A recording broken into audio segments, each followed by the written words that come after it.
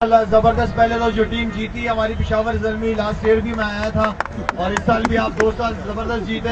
मेरी तरफ से आप लोगों के लिए 1 लाख रुपए इनाम। और जो कराची की टीम है उनसे मैंने 50,000 मैंने लेने हैं। मेरी तरफ से सेकंड रनर अप जो टीम है उसके लिए 50,000 रुपए मेरी तरफ से एक छोटा सा।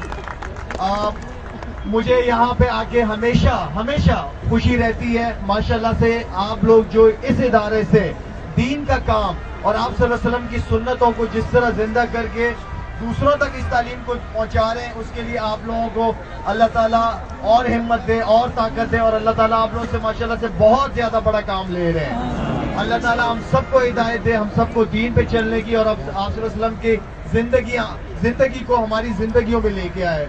आमीन इंशाल्लाह। तो इस काम को जारी रखें। हमेशा मैं आप लोगों के साथ हूँ। हमें भी अपनी दुआओं में याद रखें कि अल्लाह ताला हमसे